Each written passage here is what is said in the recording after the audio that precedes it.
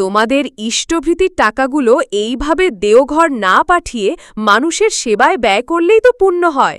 DP ওয়ার্কে গিয়ে একজন বয়স্কা মায়ের কাছ থেকেই প্রশ্ন পেলাম। তিনি আমার চেয়ে বয়সে, জ্ঞানে, অভিজ্ঞতায় অনেক বড়। আমি ওনাকে শ্রদ্ধার সাথে বললাম, মা, প্রথমত আমরা ইষ্টভৃতি নিবেদন করি আমাদের গুরুর ভোগের জন্য। তা আমাদের অপ্রত্যাশী ভক্তিপূর্ণ নিবেদন। তাই আপনি যাকে টাকা বলছেন সেটাকে আমরা টাকা বলি না।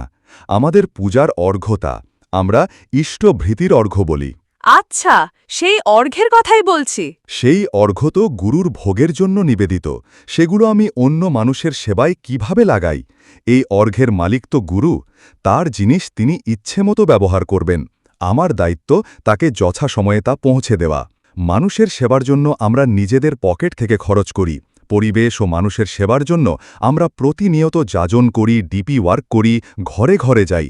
বিভিন্ন সময় স্বাস্থ্য শিবির করা, ত্রাণ কার্য করা, দুস্থ কাউকে অর্থ দিয়ে সাহায্য করা, পরিবেশের খোঁজ রাখা, এগুলো তো আমাদের নিত্যকর্ম।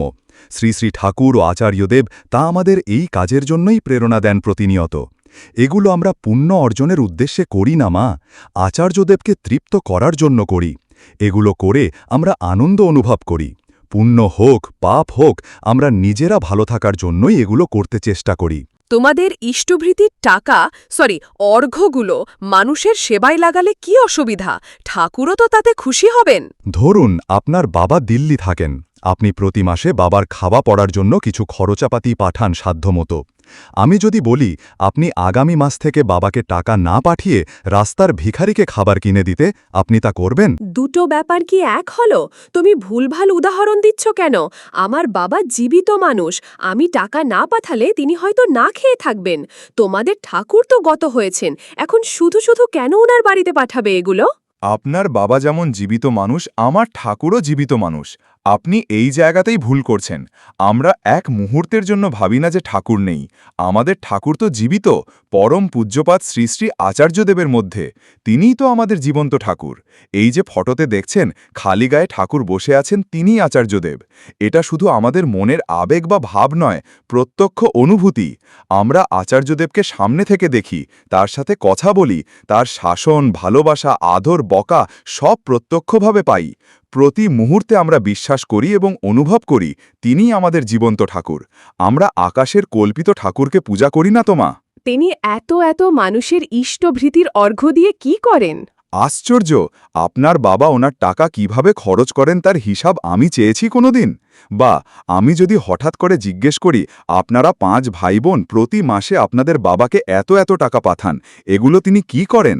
তবে আপনি কি আমায় সব হিসাব নিকাশ দেবেন আপনার বাবার কাছ থেকে নিয়ে? এরূপ প্রশ্ন করাটাই তো আমার অনধিকার চর্চা। সেটা আমার শিষ্টাচারহীনতার পরিচয় হবে না? আপনার বাবার হয়তো 5 জন সন্তান আছে। শ্রী শ্রী ঠাকুরের কয়েক কোটি সন্তান আছে। প্রত্যেকেই যার যার সাধ্যমতো নিজ নিজ পিতৃসম গুরুকে অর্ঘ্য পাঠায়, গুরুর ভোগের জন্য।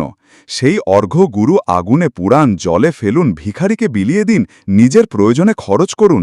এ তো তার ব্যক্তিগত ইচ্ছা, একান্ত তার ব্যাপার। হিসাব জানার মতো ইচ্ছে হওয়াটাই তো আমার নির্বোধ মানসিকতার পরিচয়। হিসাব জানার মতো ইচ্ছে হলেই বুঝতে হবে আমি এগুলো পুরোপুরি দান করিনি, এখনও আমার সম্পদ ভাবছি। তোমাদের গুরু বা আচার্যদেব নিশ্চয়ই এত পরিমাণ ইষ্টভৃতির অর্ঘ্য নিজের প্রয়োজনে ব্যবহার করেন না। তিনিও সমাজের তথা মানুষের সেবায় ব্যয় করেন। তবে এত ঝামেলা করে দেওঘর না পাঠিয়ে তুমি নিজে সরাসরি মানুষের সেবায় লাগালেই তো হয়। খুব সুন্দর কথা। আপনি যে প্রতি বছর ইনকাম ট্যাক্স সরকারকে দেন, সেই ট্যাক্সের টাকা তো সরকার জনগণের সেবাতেই ব্যয় করে। আপনি যদি এবার থেকে সরকারকে প্রস্তাব দেন যে আমি আমার ট্যাক্সের টাকা সরকারি ফান্ডে জমা না দিয়ে সরাসরি মানুষের সেবায় ব্যয় করব, তবে কি সরকার রাজি হবে? নাকি সেটা বাস্তবসম্মত উপায় হবে? আপনি যদি আপনার ট্যাক্সের টাকা সরকারের ফান্ডে না দিয়ে সরাসরি মানুষের সেবায় লাগাল, তবে তা কখনো ফলপ্রসূ হবে না। ধরুন উড়িষ্যাতে বন্যায় বহু মানুষ ক্ষতিগ্রস্ত হল। আপনি ভাবলেন আপনার পকেট থেকে 20-25 হাজার টাকা সরাসরি বন্যা পীড়িত মানুষদের সাহায্যার্থে ব্যয় করবেন। সেই সাহায্যটা কিভাবে করবেন? এই 20,000 টাকা দান করার জন্য আপনি নিশ্চয়ই 5,000 টাকা ফ্লাইট ভাড়া দিয়ে উড়িষ্যায় যাবেন না। যদি জানো, কয়টা পরিবারকে সাহায্য করবেন? 1-2 পরিবারকে দিলে আগেই এই টাকা শেষ হয়ে যাবে। বাকি পরিবারগুলির জন্য কি করবেন? বা যাদের এই টাকাটা দিলেন তার চেয়ে অনেক বেশি গরিব ও ক্ষতিগ্রস্ত পরিবার আছে যাদের আপনি খোঁজই পেলেন না। তাই সবচেয়ে বুদ্ধিমানের কাজ হল মুখ্যমন্ত্রী অথবা প্রধানমন্ত্রী ত্রাণ তহবিলে আপনার টাকাটা দান করা। প্রধানমন্ত্রী বা মুখ্যমন্ত্রী এইবার তাদের অফিসের ব্যবস্থাপনার মাধ্যমে যার যেমন প্রয়োজন তাকে তেমনভাবে সাহায্য করবেন। যার খাদ্য প্রয়োজন তাকে খাদ্য দেবেন, যার ঔষধ প্রয়োজন তাকে ঔষধ দেবেন। তাতে আপনার দানের যথাযথ ব্যবহার হলো, আপনাকে ফ্লাইট ভাড়া দিয়ে আসামে যেতেও হলো না। ঠিক তেমনি আমি চাইলেও জগতের সকল গরিব দুঃখীকে সাহায্য করতে পারব না, তাদের প্রকৃত অভাব ও সমস্যা দূর করতে পারব না। কিন্তু যিনি সর্বপরিপূরণী, যিনি সর্বমঙ্গলকারী, যিনি এই বিশ্ব ব্রহ্মাণ্ডের প্রত্যেকটি জীবকে যার যার মতো করে পোষণ দেন, পরিপালন করি, আমি যদি সেই বিশ্বপিতাকে আমার কষ্টার্জিত রোজগার থেকে কিছুটা অংশ নিঃস্বার্থভাবে দান করি, তবে তার মাধ্যমে বিশ্বের সকল জীবের মঙ্গল করা হয়ে যায়। এই ইষ্টভৃতি মহাযজ্ঞের মাধ্যমে আমরা আমাদের জীবন স্বামীর ভোগের অর্ঘ্য নিবেদন করি। তিনি পূরিত হলে জগৎ পূরিত হয়। ঠিক যেমন প্রধানমন্ত্রী ত্রাণ তহবিলে আপনি দান করলে সেই দান হাজার হাজার মানুষের উপকারে লাগে। আচ্ছা আচ্ছা, বুঝলাম। কিন্তু অনেকেই বলে এই ইষ্টভৃতি ব্যাপারটা তোমাদের ঠাকুরের নাকি কমিশন বাণিজ্য। প্রায় ৩ কোটি মানুষ রোজ অন্তত ১ টাকা করে ইষ্টভৃতি করলে প্রতিদিন ৩ কোটি টাকা আয় হচ্ছে ঘরে বসে বসে। বিশাল ব্যাপার। ঘরে বসে বিনা পরিশ্রমে আয়ের দারুণ উপায়। আমার হাসি পেল। ঘুরে ফিরে সেই একই কথা মনের ঝোলা থেকে বেরিয়ে পড়ল। আমি হেসে বললাম, মা, প্রথমেই আপনি হিসাবে বড় ভুল করে ফেলছেন। প্রতিদিন রোজ ১ টাকা করে হিসাব করলেন। রোজ ১০০ টাকা করে ইষ্টভৃতি করে অমন কয়েক হাজার মানুষকে আমিই জানি, আরও বেশি টাকা দিয়েও করে। আপনার হিসাবের অঙ্কটা অনেক কম হয়ে গেছে। যাই হোক, আপনার যদি মনে হয় শ্রী শ্রী ঠাকুর ইষ্টভৃতির মাধ্যমে দারুণ ব্যবসা ফেদেছেন, তবে আপনি কেন বসে আছেন? আপনার কথা অনুযায়ী রোজ অন্তত ৩ কোটি মানুষ ঠাকুরের উদ্দেশ্যে টাকা দিচ্ছে। আপনি মাত্র ১০ জন মানুষ জোগাড় করে দেখান যারা আপনার উদ্দেশ্যে আজীবন রোজ ১ টাকা করে রাখবে। বাইরের মানুষ প্রয়োজন নেই।